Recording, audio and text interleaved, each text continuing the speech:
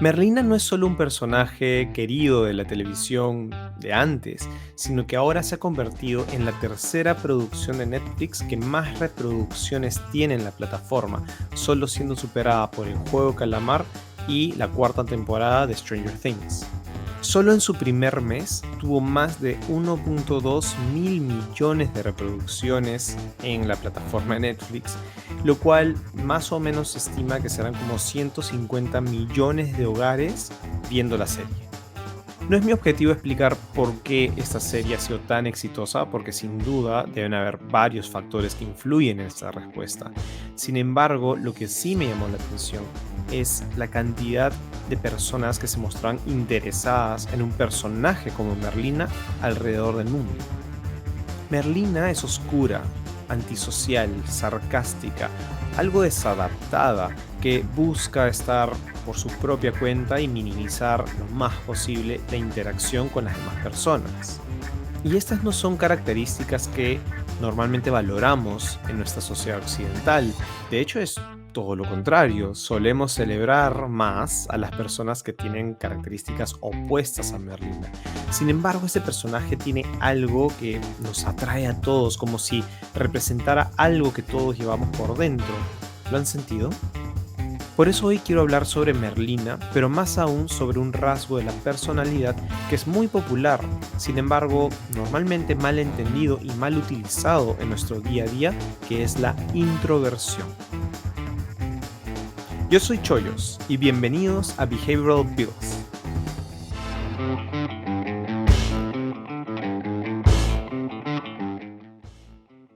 En la década de los 80 se populariza o se hace más conocido una de las teorías más importantes hasta este momento acerca de la personalidad, que se llama la teoría de los cinco factores o la teoría de los grandes cinco factores. Básicamente lo que propone esta teoría es que la personalidad, es decir, aquellas características, rasgos que nos diferencian unos de otros en cuanto a nuestras emociones, motivaciones, actitudes, y entre otros elementos de la manera en que nos comportamos específicamente sobre nuestro comportamiento, digamos, visto o perceptible, se pueden categorizar o se pueden identificar en cinco grandes factores.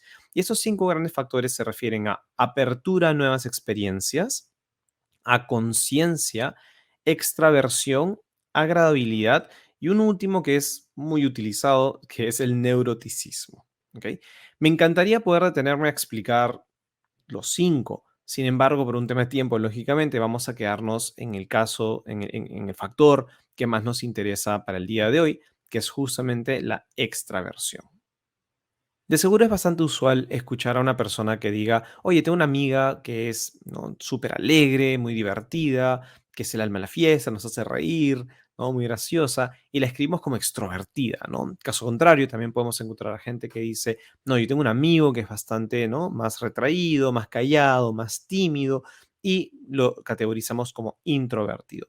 Si bien no es totalmente falso, es decir, puede darse que sean efectivamente extrovertidos e introvertidos, no necesariamente es el caso, porque ser una persona sociable, es decir, una persona en la cual tiene habilidades de interacción social que le facilita esas conexiones con otras personas, no necesariamente significa que sean extrovertidos, es decir, no son sinónimos, pueden estar relacionados, pero no son lo mismo. Y vamos a ver por qué es importante entender esa diferencia.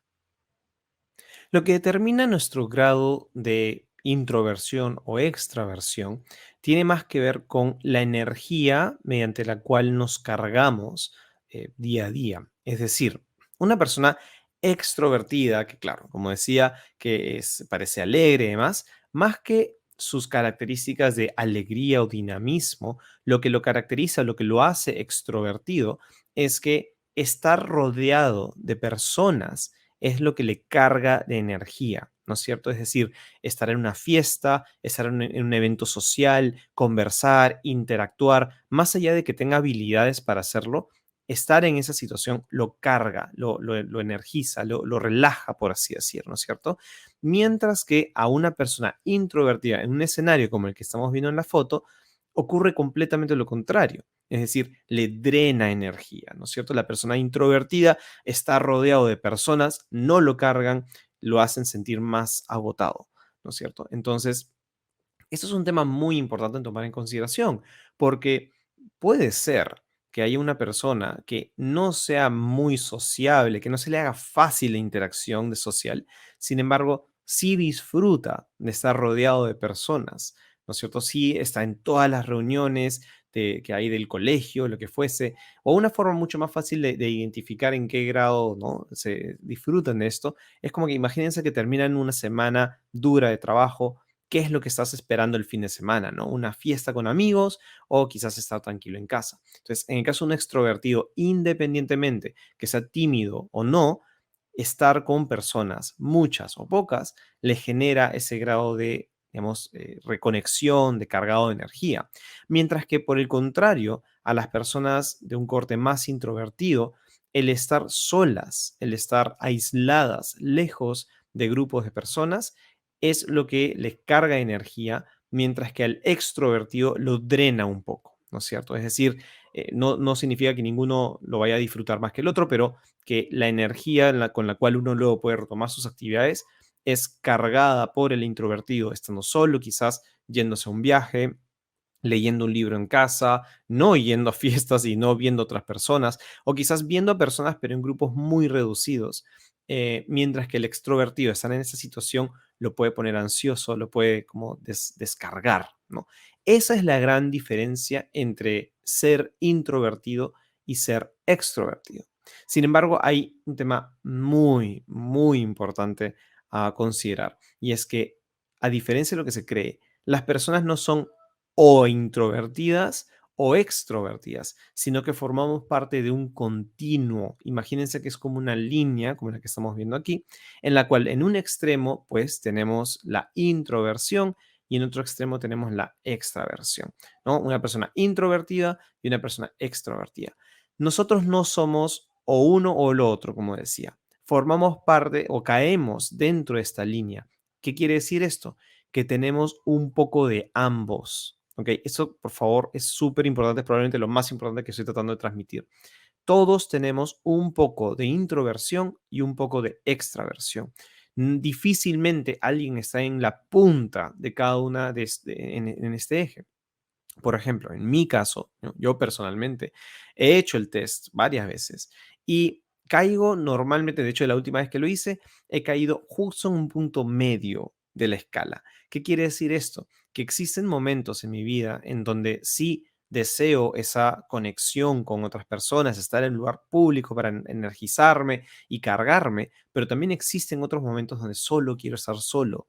Ahora, eso no significa que todo el mundo que sienta que hay veces que quiere estar en un lado o el otro, sean introvertidos y extrovertidos a la vez, pero cada uno puede caer en esta escala tirando hacia un lado o hacia el otro. Y estoy más que seguro que todos aquí pueden hacer un ejercicio mental en pensar en sus amigos, ¿no? Personas conocidas, que probablemente podríamos colocar un poquito más en los extremos de estas colas, pero eso no significa que alguien sea absolutamente uno o el otro. Y esto me lleva al punto justamente sobre Merlina y por qué es un personaje que quizás nos llama tanto la atención. Y es que yo creo que probablemente Merlina como personaje está conectando con ese porcentaje de introversión que todos tenemos.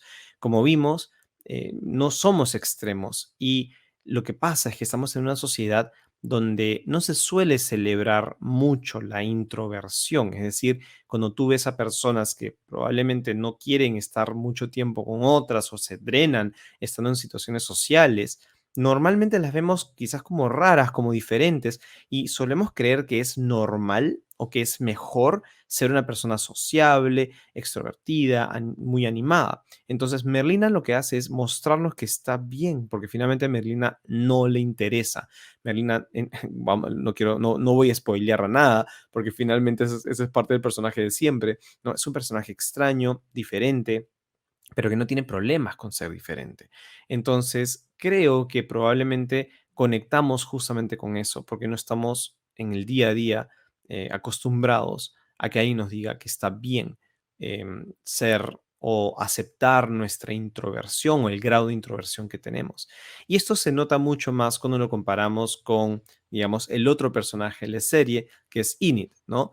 que es justamente la amiga que ella conoce, que como pueden ver en esta foto, que además es una foto que me encanta, pueden ver que justamente son estos polos opuestos de lo que acabamos de estar hablando hace un momento, ¿no? Enid como que representa más ese rasgo de la extroversión, una persona muy colorida, una persona, digamos, que sí busca estar con las personas, que de hecho quiere integrar incluso a una persona como Merlina al grupo y que está constantemente en contacto con los demás. De hecho, parte del personaje consiste en que es una experta en redes, ¿no? Y en conectar a la gente del colegio, mientras que Merlina representa ese otro polo opuesto de introversión, de alguien que quiere estar sola, de alguien que quiere estar totalmente como que hacer las cosas a su manera y que le cuesta interactuar o que incluso no le cuesta disfrutar de estar con otras personas. Entonces, lo que me encanta de esta serie es que muestra estos dos polos, pero muestra cómo tratan de convivir, cómo tratan realmente de armonizar, porque es lo que nos pasa finalmente en el día a día. Y aquí es algo muy importante que quiero de nuevo reforzar, y es que tengamos cuidado en pensar que una persona extrovertida sí o sí tiene que ser una persona sociable, porque lo que puede suceder es que si nosotros mismos no nos sentimos muy sociables, no puede ser que eso dificulte el aceptar alguno de los dos polos que tengamos. Es decir, hay personas que son tímidas, pero que no se pierden de una sola reunión de lo que sea, ¿no es cierto? Porque disfrutan de estar con otras personas. Entonces, esas personas les va a costar entender y aceptar que puede que tengan una considerable, digamos, un considerable porcentaje de extroversión y que se autoetiqueten como introvertidos solamente porque sean tímidos. Y eso no es así. Y lo mismo del otro lado. Personas que son muy sociables, yo me incluyo, yo me considero una persona sociable, me ven aquí frente a la cámara, me encanta lo que hago, pero también estoy, digamos, en armonía con mi lado introvertido, porque también tengo momentos en donde simplemente quiero estar en mi espacio y estar completamente aislado. Entonces, es muy importante tener esto súper claro. ¿Y tú crees que eres más introvertido, extrovertido?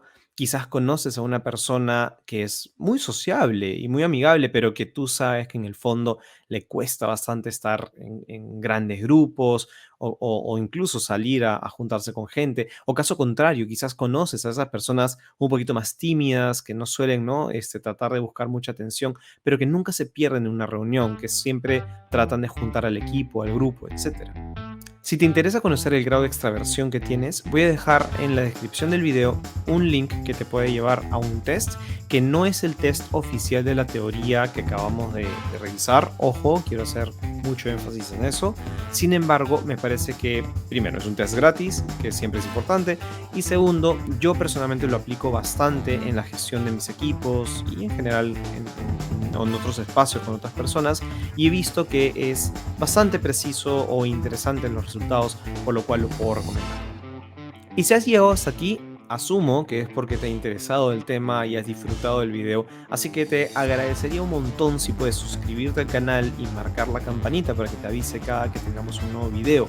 Déjame más bien incluso en los comentarios si hay temas que te gustaría que aborde, que explique o simplemente que comente, porque yo más que encantado de abordarlos. Mientras tanto, seguiré trabajando para crear un nuevo episodio de estas reflexiones o análisis desde la psicología y nos vemos muy pronto en un siguiente Behavioral Clip.